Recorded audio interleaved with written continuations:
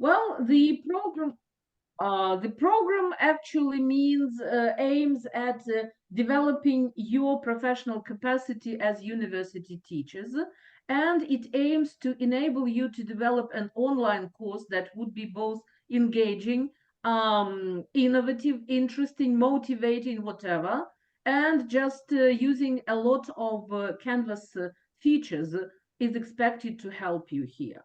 As you can see here throughout this course, we will learn we will engage in various activities, we will analyze your own as well as your peers' experiences. You will develop and pilot your own course, and this will give you food for thought, and you will reflect on the pains and gains of the Canvas course design and its implementation that you went through. Again, getting back to this hats metaphor, what hats are you going to try on? In fact, two hats at the same time. Climbing into the shoes of a learner, because you will do an online course that Yuliia and I have started designing for you. You will also try yourself as a course designer, which will give you valuable insights and enhance your capacity as a teacher. So please be ready to wear at least two hats. And these are the milestones of our professional development program. So we start here on January the 11th, and we expect to come to our final destination point on the 29th of March, when we hope we will grow adult enough and deserve cracking a bottle of virtual champagne open just to celebrate our shared success story. We will be growing together both synchronously and asynchronously. And just in general, along with having our weekly training sessions every Thursday at the same time on the same venue, you will be doing the tasks that are assigned for you to do in the course we have designed, and beginning with the next week, you will start designing your own course, right? Then this will happen until the end of February, and you will then have time to polish and refine your Canvas course and make it ready to be piloted. You're going to design a 2-week course, which you will have to pilot with your students, right? Which means that at the beginning of the semester, you will have to inform them about this, and you will have to think of how the score they will gain from doing this online course will fit into your overall assessment framework. Which means that this is a good time for us to start, because the second semester usually starts at the beginning of February, and you meet a new group, you meet new students, you take maybe new subjects, and you will be able to inform them that they are going to survive this challenge too. So then, after you have piloted your course, you will have a week or so just to reflect on all it, so that on the 27th, 29th, 8th, and 29th of March, we will come to the final wrap up, where you will share your success and maybe even failure stories, but mistakes is something that we learn from. So hopefully you will be learning from somebody else's mistakes, but please do not hesitate to make yours. Mistakes is something that makes us stronger. So these are a Canvas account, because as a part of your invitation letter, you had a link with a step-by-step guide, which could help you to set up your Canvas account. So could you please write in the chat, or just tell me whether everything is okay and whether you managed to create your Canvas account or not, as a teacher? Maybe you can just raise your hand or give some sign. Yeah, definitely. Okay, yes, those that's who have great. succeeded. Thank you. That's great that you managed to do it. Great. Okay. At least I hope that I managed. But still, I got a letter to my mail just to confirm something. I hope that it was really exactly what I was supposed to do. Yeah, so you I have this hope. letter of confirmation. You clicked like confirm, and I think everything Yes. But should there be were okay. student or teacher, so I assigned as a teacher. Am I right? Definitely teacher. Yeah. Yeah. Okay. Thanks. Actually, there is no problem. You won't have any kind of issues having teacher's account because even within your teacher's account, you can actually participate as a student. So there is no problem. Okay, so this instruction once more, like, okay, some other, yeah, yes. Once more here, you can find like this like short instruction. It's a great one. It's suggested by Canvas community. And so if everyone is ready with the account, let's proceed to some basic features of your Canvas account. When you open your Canvas account, you can see this like home page. And we will discuss this like with you these features of a sidebar. Yeah, this like gray part, okay, of this page. And your dashboard is empty now, and soon this course will appear there, like in the end of our today's meeting. And so now let's discuss this sidebar, what we have here, and I hope that this information is really like necessary for any Canvas user.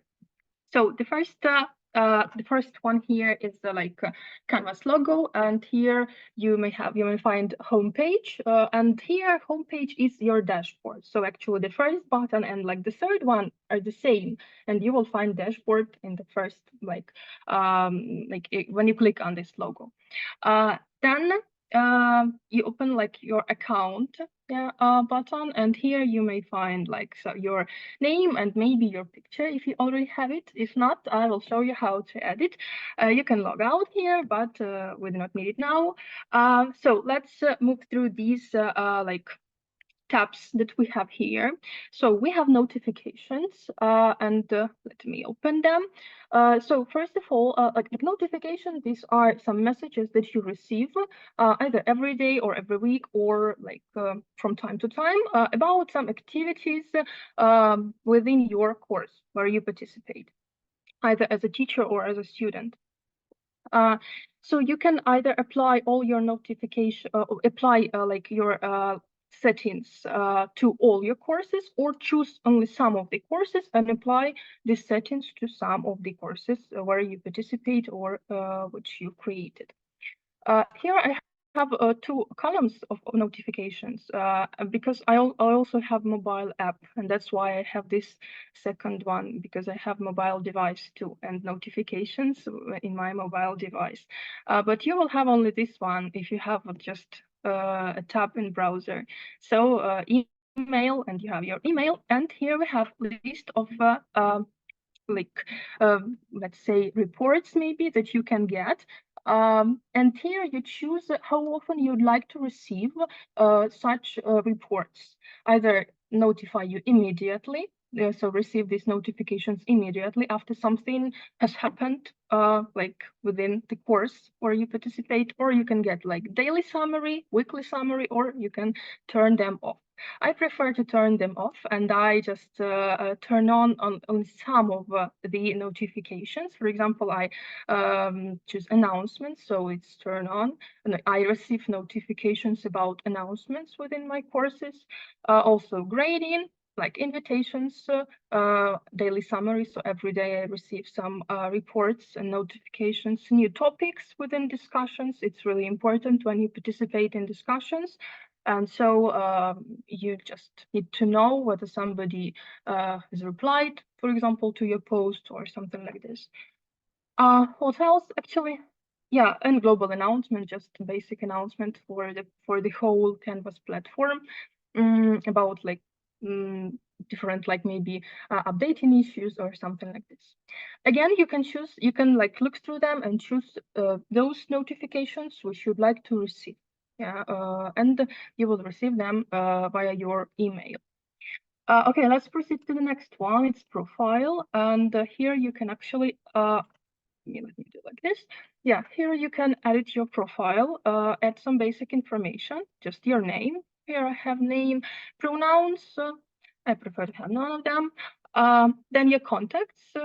You can choose here like Google account contact, and like people can like write emails. Then you can add your biography here, and also some links. You write here like the title and add some links.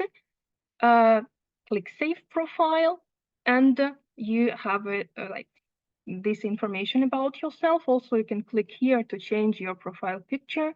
You can choose any picture from your computer, or take a picture, or choose avatar, just for other participants, for other teachers, for colleagues to understand that this page is yours. Then you have also files here, the next step. Actually, these are all the files that you upload to the platform, like participating in any kind of courses. Nothing special, just all the files here. Then settings. Here we have more settings. You can click here also edit settings, and also change your full name, your display name. As you can see, my display name is a bit different because I prefer it like this format of my name. Sortable name, also pronouns, language that you use within your account, also time zone. Of course, we choose our time zone which we need. You can also change your password, and you can also receive information and tips from instructor. It's just you will receive some tips how to navigate, and you can update the settings. Also, you have some services, registered services like Google Drive because you use your Gmail. And some integrations. As you can see, I use my mobile device. That's why I have some integrations and commands. Commands we will discuss a little bit later. And also some features within your account. You can look through them. Unfortunately, we do not have a lot of time to discuss all of them in details, but just you may choose like to either to receive or not, course setup tutorials, for example, or just underline links, just basic features of your account. So you click update settings here, and you have some again information about yourself. Also, you can create your own e-portfolio here. I've created one, but okay, it's up to you. I'm not sure that if you have a Free4Teacher account, not the institutional account, I'm not sure that somebody will see your, will watch your portfolio, because usually, like in Ukraine, we have a Free4Teacher account, which means we are not linked to our institution. Yeah, and if, for example, in the USA, institutions buy Canvas, so they may create institutional accounts, and then you are a part of your institution. You can collaborate with your colleagues within your institution. So then it makes sense.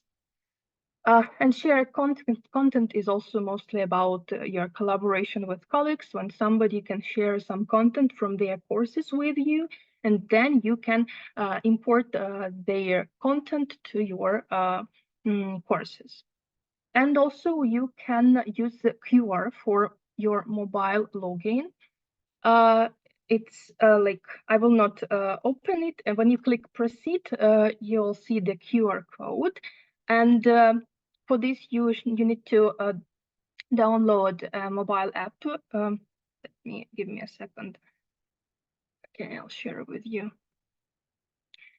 Yeah, so Canvas mobile app, you can use either Google Play or App Store, and find a Canvas student. This red one is for students, and Canvas teacher.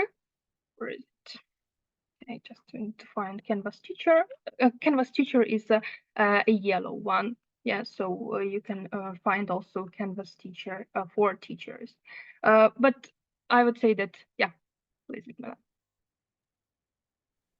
So I have a question, or maybe I have even a hitch while I was logging, because when I use it with my laptop, just going to the browser, it's okay. But I was trying to use the application because I have my page as a student, and when I started to log in or trying to do this in Canvas teaching, it was the first point that find you my school, and No, I you can. there. Unfortunately, we do not have institutional accounts, so you Yeah. just choose the option scan QR code. Can you see it? Like here, like. Okay, and in this case, what should I do further? And then, yeah, I will go back then. Mhm. And then you click here, QR for my mobile login. Then you click proceed, and the QR will appear. I will not click because my QR will appear, and so you will like authorize as like Yuliia Klymovych. Yeah. So, but if you click it in your account, so you click proceed, and you will see the QR. You scan it, and it synchronizes perfectly. I've tried it, and it works. And so you can use it. I see if I work with my laptop, not with my telephone. Yeah, in this case. You need to do it only once, and then it will Okay. open your account automatically. It will be synchronized.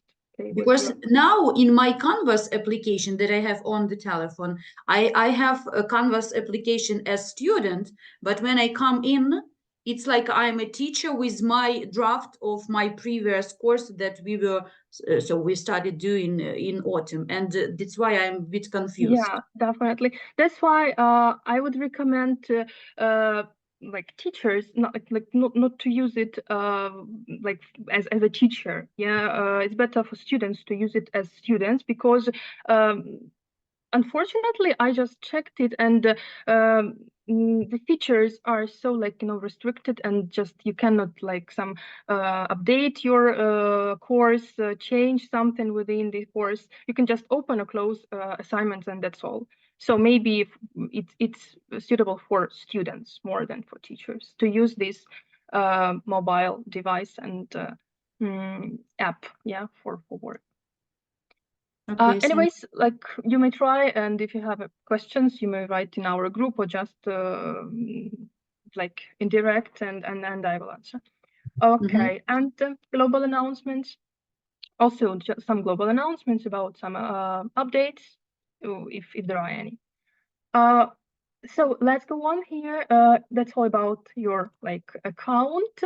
Then dashboard. Yeah, we have here all your courses, published courses. So here you will see the courses where you participate or the courses which you created and have already published.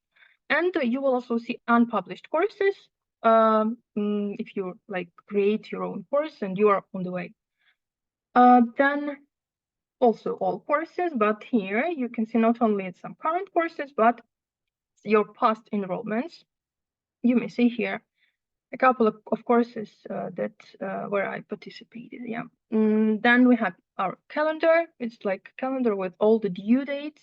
Like you can see here a couple of due dates in my calendar. Again, it's more for planning, yeah, and for deadlines.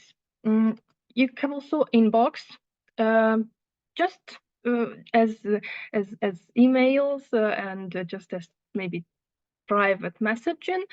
Again, you can search here any kind of users. I have here a lot of people because I've participated in courses, in other courses, and so I have all the my course mates, and so I can write to anyone here actually. You choose like the person and write the message, and that's all. History, like all your activities on the platform, and also comments. Well, this is like integration, like additional app within Canvas, where you can find some public courses, and you can just take part in those courses for free. So, for example, let me like just search like teaching English, and you may see here a lot of courses. Even some open courses are free here, and you can participate there if they are like MOOCs, yeah, here. So you can find any kind of courses here, and you can even borrow some ideas from those courses. You can even make some copies of those courses, use some activities, and so on. As for me, like this Commons section is mostly for like inspiration and maybe for, again, self-development if you want to try something new and just participate in some other courses. And help, support, again, here you may find some frequently asked questions and just like the community discussions maybe. Okay, so now we go back to our dashboard, and to create your new course, we click Start a New Course, but we'll do it next time. And for now, I think that's all about basic navigation. And the next, like, then like a little bit later, we will discuss how to work with the course as a student. So I think that I can stop sharing here. Doesn't sound so much scary, so don't get afraid. At the end of our today's session, when you join the course that we have started designing to you, things will become much more practical and much clearer, believe me, so don't worry.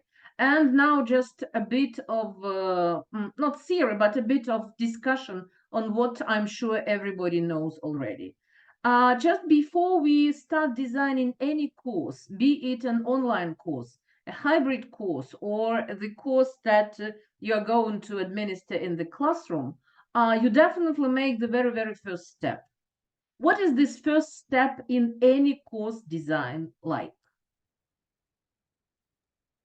Vitalina, you think the needs analysis. so it's needs analysis, yeah, Vitalina?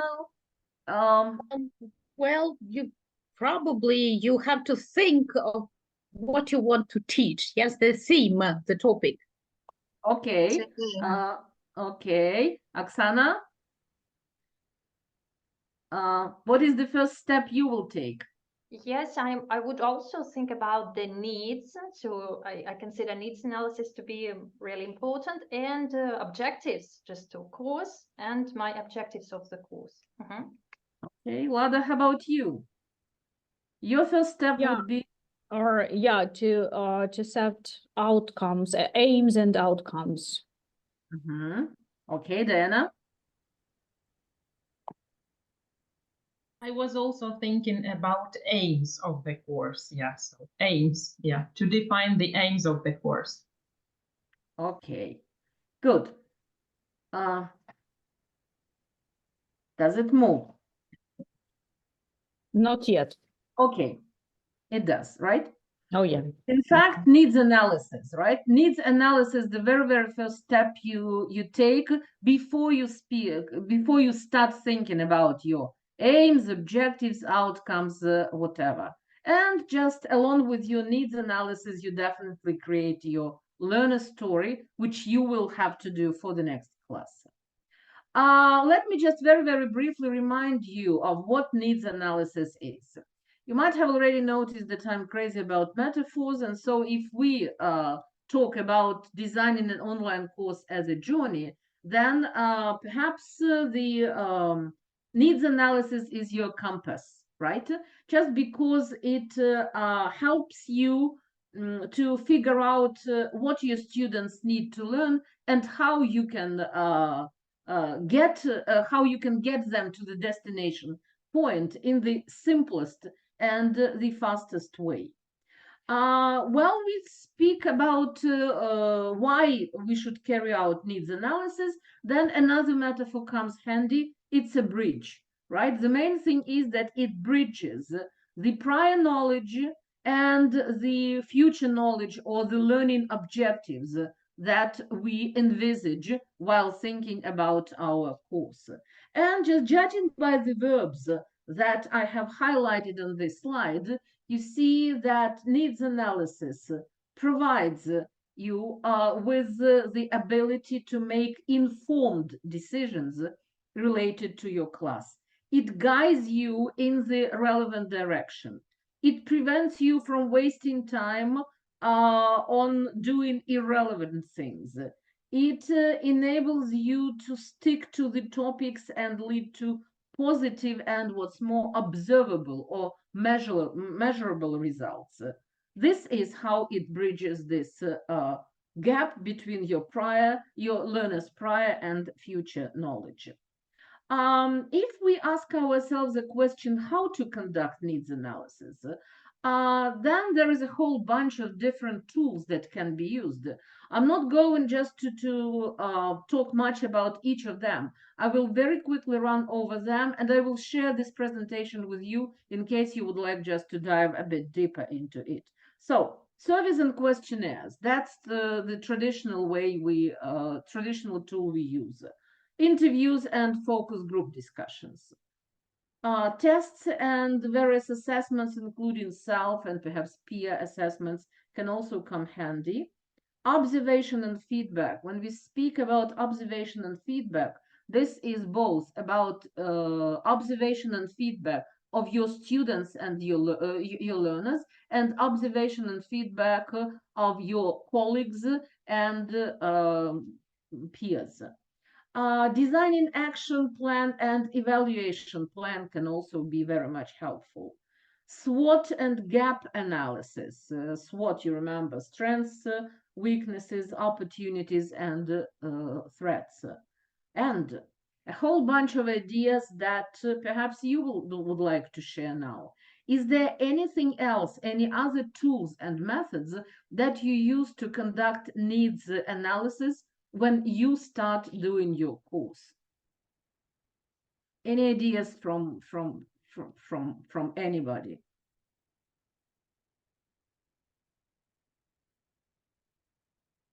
Guys, please. Most of the tools have been mentioned, it seems to me. Yeah, definitely. But there is something that is just a bee in a bonnet of every teacher, and perhaps you would like to share it. Okay, so now then let's leave it here. Well, this is just some food for thought for you to do. And some more ideas. Definitely we take 4 basic steps on the way to needs analysis. The first thing we do is we collect data using one method or a whole bunch or combination of different methods and tools. Based on this, we determine students' learning outcomes, and our favorite Bloom's taxonomy will definitely be handy enough. Next time we will experiment with it. Based on all this, we identify our students' competency levels. That is, we use rubrics or descriptors. Rubrics are just actually scales. For example, just to see what they need in writing or speaking. Writing and speaking rubrics can be very much handy. Common European framework of reference, these can-do statements or descriptors for different types of language activities can also come handy just to identify where your students are in terms of their different competencies. And definitely implementing your plan based on the previous steps. And while implementing your plan, don't forget that while you have created the average story of your average learner, don't forget that every student is a unique individual, and every individual learner is something that really matters. Some issues that we usually address while conducting needs analysis. Definitely some autobiographical or personal identity information. You will have to decide which things to include. Definitely, if you are teaching multicultural groups of students, nationality issues would be different. You will have to decide whether age or gender matters. If yes, then include it. If not, then why not? Your student specialism, their occupation if you are teaching adults, right? So a lot of things that will help you navigate in that realm of outcomes and aims that you set out. Motivating factors that underpin the reasons for their learning the language. Their educational background, specifically their previous English learning experience. One very important thing is keeping in mind what type of learners they are. That is their learner style, likes and dislikes in the classroom, or maybe even outside the classroom. English skills, which of them they consider to be strengths and which of them they consider to be weaknesses. Some will think that they're good at reading but very poor at speaking, while for others, listening appears to be the most challenging, while writing is just pretty simple. So this aspect. A very important thing which I always highlight, it's usefulness, or what we call authenticity. In fact, you need to know what kind of English they will need outside your English classroom and what kind of tasks they will have to perform in the real life situations, and what kind of real life scenarios they will be involved in. And this is the background for you to decide on what content, right, to include into your course, and you are to ask your students about the content. This is just very brief overview of what needs analysis is. And at this point, I would like to ask you one more question. Very often we use two words, training and learning, absolutely interchangeably. For each of you personally, training and learning, is it the same, or is there some difference between them? If there is some difference, then what is this difference? If there is no difference, then why not? Okay, again, can I ask you to unmute yourselves and just comment on it? Lily, you raised your hand. Yeah, okay. Yeah, So you're welcome. for me, Training and learning. training, it means, maybe I'm not correct, but it looks like when you have some knowledge and you want to practice it to develop the knowledge. So it's training for me. And learning, when you want to, when you start finding out something new, just getting some knowledge, getting some experience, and so on and so forth. Maybe I'm not right. Okay, so never apologize for your mistakes. Okay, the same I say to my students. Yes, Yeah, thanks a exactly. lot. We tell students never apologize, but then the Yes, first thing we do is we start but we do apologizing. the same. Yeah, Yes. exactly. Yeah, Lyudmyla, learning and training.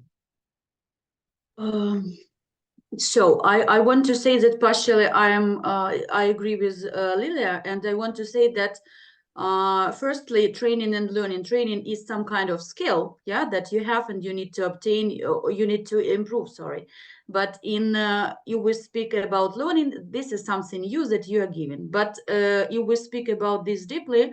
I may say that training always is provided by some kind of instructions, and learning is a much more cognitive process. Then you observe, perceive something, and maybe with instructions, but this is a much more cognitive process. Okay, clear. Any other ideas? Natalia, how about you, Natalia Dichuk? Could we hear anything from you?